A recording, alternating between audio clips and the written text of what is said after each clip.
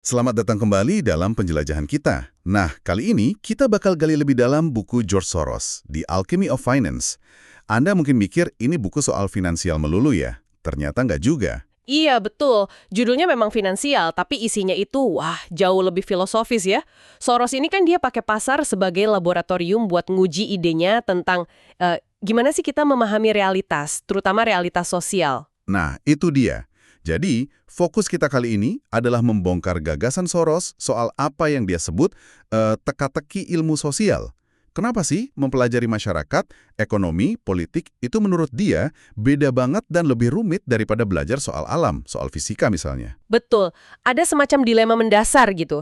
Dia bahkan bisa dibilang cukup berani ya, mengkritik teori ekonomi yang udah mapan, sampai mempertanyakan istilah ilmu sosial itu sendiri. Wah, menarik, Barep. Oke deh, mari kita bedah ini. Jadi, apa sih akar masalahnya? Perbedaan paling dasar antara studi alam sama studi masyarakat menurut Soros itu apa? Jadi gini, intinya tuh di subjek yang dipelajari. Kalau di ilmu alam, ya katakanlah planet atau molekul gitu ya, mereka kan nggak punya pikiran, nggak punya kesadaran soal hukum alam yang ngatur mereka. Ya perilakunya gitu-gitu aja ngikutin hukum alam. Nggak peduli fisikawan mikir apa soal gravitasi, bumi tetap muter ngelilingin matahari gitu ya? Nah, persis. Tapi kalau di ilmu sosial, subjeknya kan manusia. Kita nih, partisipan yang berpikir. Dan ini kuncinya, pikiran kita, persepsi kita, keyakinan kita itu nggak pasif sama sekali. Maksudnya gimana tuh nggak pasif? Ya, pikiran kita itu justru aktif mempengaruhi situasi atau peristiwa yang lagi kita alami. Contoh gampang, apa yang orang pikirin soal ekonomi itu bakal ngaruh ke keputusan investasinya kan? Oh iya, benar juga. Nah, keputusan investasi itu pada gilirannya ya benar-benar ngubah kondisi ekonomi itu sendiri. Jadi ada hubungan bolak-balik. Ah, ini yang disebut refleksivitas itu bukan sih? Semacam lingkaran gitu ya antara pikiran sama kenyataan? Tepat sekali.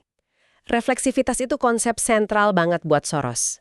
Jadi ada kayak feedback loop gitu antara dua fungsi. Pertama, fungsi kognitif, usaha kita buat ngerti dunia. Kedua, fungsi partisipatif, usaha kita buat ngubah dunia sesuai kepentingan kita. Dua fungsi ini jalan bareng gitu? Iya, di ranah sosial, dua fungsi ini jalan barengan dan saling mempengaruhi. Pikiran kita membentuk realitas, terus realitas yang berubah itu balik lagi membentuk pikiran kita, muter terus. Bisa kasih contoh yang lebih nyata nggak? Biar kebayang. Oke, misalnya pasar saham deh, kalau banyak investor yakin nih saham perusahaan X bakal naik, itu kan fungsi kognitif ya, pemahaman mereka bakal beli saham itu. Itu fungsi partisipatif. Terus, Ya karena banyak yang beli, harganya beneran naik dong, realitasnya berubah kan? Nah, kenaikan harga ini bisa jadi malah nguatin keyakinan awal investor tadi. Wah bener kan, naik, terus beli lagi. Nah, jadi lingkaran umpan balik deh. iya iya. Tapi bisa juga ke arah negatif kan? Misalnya, kalau ada isu bank mau bangkrut, orang panik narik duit. Nah, itu dia. Orang panik narik duit partisipatif karena takut kognitif, malah beneran bikin banknya kolaps, realitas berubah. Itu contoh bagus banget gimana persepsi, bahkan yang awalnya mungkin nggak kuat dasarnya, bisa jadi self-fulfilling, jadi kenyataan gara-gara dipercaya. Oke, oke. Karena itu hampir selalu dia bilang tidak sempurna atau imperfect understanding. Kita tuh nggak pernah punya gambaran utuh, objektif gitu soal realitas sosial. Pasti ada bias, ada penyederhanaan, ada emosi, kurang informasi lah. Ketidaksempurnaan ini yang bikin refleksivitasnya jalan terus gitu. Bisa dibilang gitu, itu kayak bahan bakarnya lah. Karena pemahaman kita nggak sempurna, interpretasi kita bisa beda-beda. Dan reaksi kita juga jadi macam-macam, yang terus ngubah situasi. Oke, kalau gitu ini kan dampaknya gede banget ya buat cara kita mempelajari masyarakat. Metode ilmiah yang sukses di fisika atau biologi, apa bisa langsung dipakai gitu aja di ilmu sosial? Kayaknya Soros ragu banget soal ini. Ragu banget. Dia terang-terangan nggak setuju sama gagasan kesatuan metode atau unity of method. Padahal itu gagasan dari mentornya sendiri loh, Karl Popper. Oh ya, Popper kan filosof sains terkenal itu ya? Iya. Popper percaya metode ilmiah itu ya universal. Bisa buat alam, bisa buat masyarakat, observasi, hipotesis, tes. Tapi Soros bilang, tunggu dulu, ini beda kasusnya. Mengabaikan si partisipan yang berpikir tadi itu masalah besar. Bedanya di mana kalau pakai kacamata metode ilmiah? Gini, salah satu tiang utama metode ilmiah di alam itu kan pengujian objektif. Ada fakta independen buat ngetes teori. Kalau data nggak cocok sama teori, ya teorinya yang salah, kan? Ya, standarnya gitu. Nah, di ilmu sosial, kata Soros, batas antara teori, omongan si pengamat, sama fakta yang diamati itu jadi agak kabur gitu. Kenapa?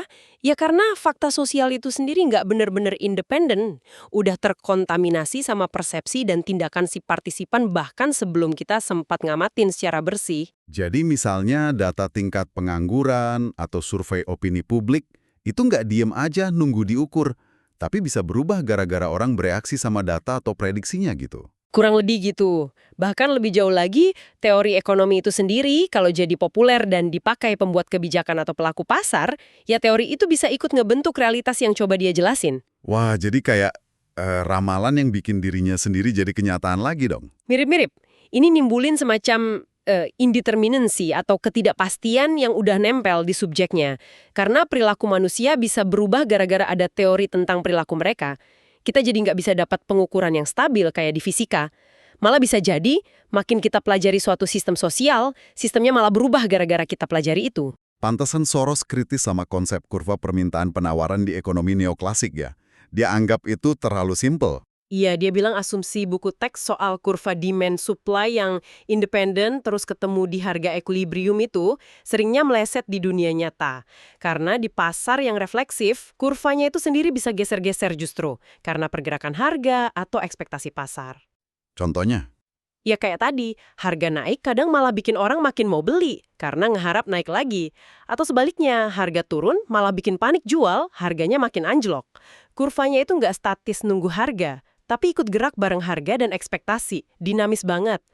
Ini nyambung juga ya sama pengamatan Soros soal bedanya penjelasan sama prediksi di ilmu sosial.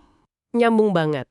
Gini, kalau suatu peristiwa udah terjadi, misalnya krisis finansial 2008, ya kita bisalah lihat ke belakang terus ngerangkai cerita penjelasan yang kedengerannya masuk akal soal penyebabnya. Iya, biasanya gitu kan, banyak analis muncul setelah kejadian. Nah, tapi coba suruh prediksi kapan persisnya krisis berikutnya bakal datang. Atau bentuknya bakal kayak gimana persisnya. Itu jauh-jauh lebih susah. Beda sama ilmu alam, hukum gravitasi bisa buat prediksi gerhana dengan akurat banget, mau buat masa depan atau masa lalu sama aja kuatnya. Kalau di sosial nggak bisa gitu ya? Susah. Karena ada refleksivitas, ada pemahaman nggak sempurna tadi. Jadi kemampuan prediksi kita tuh secara inheren terbatas dibanding kemampuan jelasin kejadian yang udah lewat. Selalu ada unsur kejutan, unsur keunikan sejarahnya. Soros kan pakai istilah alkimia tuh. Kedengarannya nggak nyindir ya? Maksudnya apa sih alkemi sosial itu? Iya, emang provokatif sih. Alkimia itu kan dulu usaha ngubah logam biasa jadi emas ya kan? Seringkali dasarnya keyakinan mistis atau teori yang salah kaprah soal materi. Nah, Soros pakai analogi ini buat ngindir teori-teori sosial, politik, atau ekonomi yang menurut dia kayak gitu juga. Kayak gimana tuh? Mereka itu, kata Soros, nggak cuma coba jelasin dunia, tapi juga berusaha memaksa realitas biar sesuai sama cetakan teori mereka. Seringnya sambil ngaku-ngaku ilmiah biar dapat wibawa. Oh, jadi kayak ideologi yang pakai baju sains gitu ya? Kurang lebih, dia kasih contoh misalnya Marxisme, atau bahkan interpretasi kaku soal persaingan sempurna di kapitalisme laissez-faire. Teori-teori ini, klaim Soros, bukan cuma mau ngerti dunia, tapi mau ngubah dunia sesuai ajaran mereka. Mereka merasa punya formula ilmiah buat masyarakat ideal. Mirip alkemis yang yakin punya resep rahasia emas. Bahayanya di mana? Bahayanya, kata Soros, klaim ilmiah itu dipakai buat mempengaruhi persepsi dan tindakan orang banyak biar visi mereka terwujud. Jadi, mereka ini kayak alkemis sosial yang mencoba menyulap realitas. Apakah Soros nuduh mereka nggak tulus gitu? Nggak selalu soal tulus atau enggaknya sih. Lebih ke kritik cara berpikirnya, metode dan epistemologinya. Soros mau nunjukin bahaya kalau sebuah teori sosial, gara-gara pengen dianggap ilmiah kayak fisika, malah jadi nutup mata sama kompleksitas refleksif dari subjeknya sendiri. Jadi terlalu pede sama modelnya gitu ya? Bisa jadi. Terlalu pede sama model, terus nggak sadar gimana model itu sendiri berinteraksi sama realitas secara nggak terduga. Makanya Soros jadi curiga sama istilah ilmu sosial itu sendiri. Menurut dia, sering disalahgunain sama para alkemis sosial ini buat ngasih cap sah ke agenda mereka. Jadi intinya kita mesti waspada ya kalau ada yang ngaku punya jawaban pasti di ekonomi atau politik, karena realitasnya lebih cair dan dipengaruhi pikiran kita juga. Satu poin pentingnya, bahkan Soros sendiri waktu dia cerita soal gimana dia pakai teori refleksivitasnya buat investasi, itu ada di bagian akhir bukunya, dia ngakuin kok keterbatasannya. Oh ya, gimana tuh? Meskipun kerangka refleksivitas ini bantu dia banget buat ngerti dinamika pasar dan untung, dia jujur kalau susah banget pakai teori itu buat prediksi kejadian spesifik di dunia nyata secara akurat dan konsisten. Beda antara ngerti mekanismenya secara umum sama kemampuan ngeramal kejadian konkret. Pasar emang ngasih umpan balik, tapi ya itu, umpan baliknya seringkali bias dan bisa nipu. Tapi, saya baca sekilas di Prakata edisi-edisi buku yang lebih baru, kayaknya Soros agak ngasih catatan tambahan ya soal argumen kerasnya ini. Dia nggak nolak mentah-mentah teori ekonomi konvensional kan? Wah, Anda jeli sekali. Betul, di Prakata edisi yang lebih baru, dia memang ngasih nuansa penting. Dia sadar kalau argumen awalnya mungkin kesannya terlalu ekstrim hitam putih gitu. Jadi gimana revisinya? Dia klarifikasi kalau teori ekonomi standar yang biasanya ngabaikan refleksivitas itu mungkin masih cukup berguna kok dalam kondisi yang dia sebut mendekati equilibrium atau near equilibrium. Itu kondisi kayak gimana tuh? Ya, situasi di mana pasar atau kondisi sosial itu cenderung stabil. Ada mekanisme koreksi alami yang jalan, jadi penyimpangan dari fundamental nggak terlalu liar. Peran persepsi nggak terlalu dominan gitulah. Mungkin pas pasar lagi adem ayem. Oke, jadi teori standar masih ada gunanya ya? Masih ada kata dia. Tapi, dan ini tapinya penting, teori-teori itu jadi sesekali salah atau intermittently false. Dan salahnya itu bisa fatal banget pas sistem masuk kondisi jauh dari equilibrium atau far from equilibrium. Nah, itu kapan terjadinya? Itu momen-momen pas ada gelembung spekulatif, pasar ambruk, revolusi politik, atau perubahan sosial yang gede-gedean. Di saat-saat kayak gitu, kata Soros, mekanisme refleksif ini ngambil alih. Lingkaran umpan baliknya jadi dominan, dan realitas bisa nyimpang jauh banget dari ekspektasi normal. Berarti, garis antara ilmu alam sama sosial itu nggak setegas tembok ya, tapi lebih kayak spektrum gitu. Nah, itu pemahaman yang lebih pas dari pandangan Soros yang udah lebih matang. Ada gradasinya. Ilmu sosial mungkin bisa aja deketin keilmiahan ilmu alam pas kondisinya lagi stabil. Tapi potensi buat nyimpang gara-gara refleksivitas itu selalu ngintai. Itu beda kuncinya. Jadi intinya tetap sama ya? Poin intinya tetap valid, bahaya banget kalau kita ngabaikan refleksivitas dalam analisis sosial ekonomi, apalagi pas lagi menghadapi situasi yang nggak pasti atau berubah cepat. Tantangannya justru jadi, gimana caranya kita tahu kapan kita lagi di kondisi dekat atau jauh dari equilibrium itu? Itu nggak gampang. Oke, menarik banget diskusinya.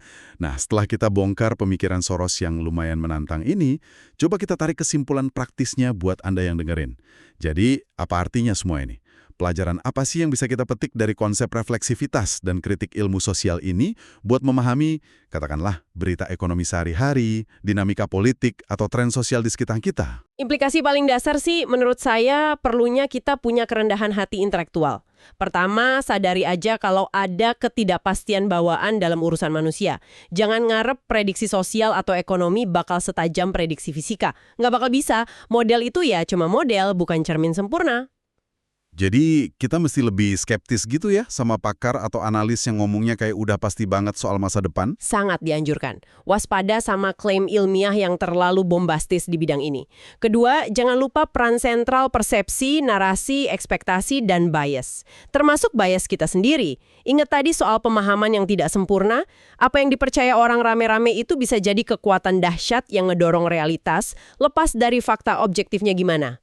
Wah, berarti berita, opini, bahkan obrolan kita kayak gini, itu bukan cuma ngelaporin realitas, tapi bisa ikut ngebentuknya juga dong. Nah itu dia, informasi dan cara orang menafsirkannya itu bagian aktif dari sistem sosial itu sendiri.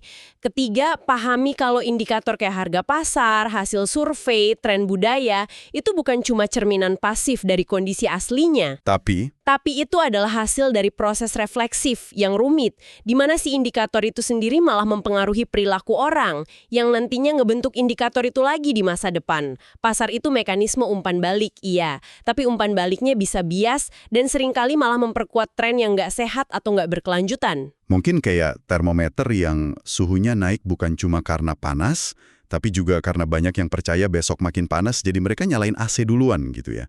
Agak aneh sih analoginya, tapi kebayang idenya. Hahaha, analogi yang menarik itu. Bisa menggambarkan gimana ekspektasi mempengaruhi hasil.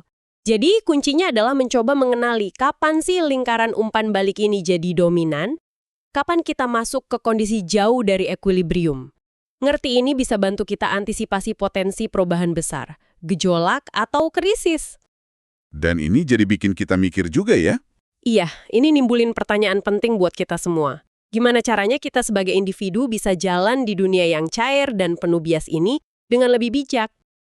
Oke, mari kita rangkum penjelajahan kita soal teka-teki ilmu sosial ala George Soros ini.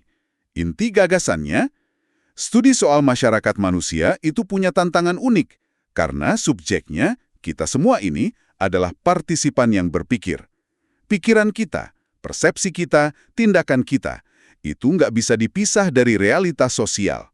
Malah ikut ngebentuknya lewat mekanisme refleksif. Iya, konsep kunci kayak refleksivitas dan pemahaman yang nggak sempurna itu nunjukin adanya hubungan bolak-balik yang dinamis antara pikiran dan kenyataan. Plus, ketidakpastian yang nempel di situ.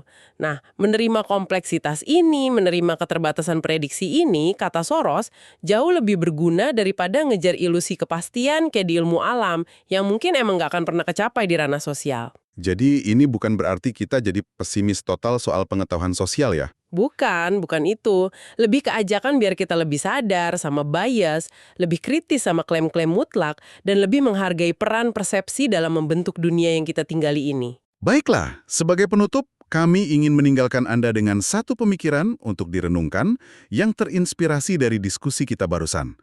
Kalau memang benar pemahaman dan persepsi kolektif kita ini aktif membentuk realitas sosial, politik, dan ekonomi, kalau kita semua ini partisipan yang berpikir dalam sebuah drama besar, Terus? ya, seberapa besar dong tanggung jawab kita masing-masing? Apakah kita cuma penonton yang berusaha ngerti? Atau jangan-jangan lewat opini yang kita bentuk, info yang kita sebar, tindakan yang kita ambil, mungkin karena dengar diskusi kayak gini, kita ini sebenarnya tanpa sadar adalah alkemis-alkemis kecil yang ikut merajik masa depan. Wah, pertanyaan yang dalam itu. Sebuah pertanyaan untuk direnungkan. Sampai jumpa di penjelajahan kita berikutnya.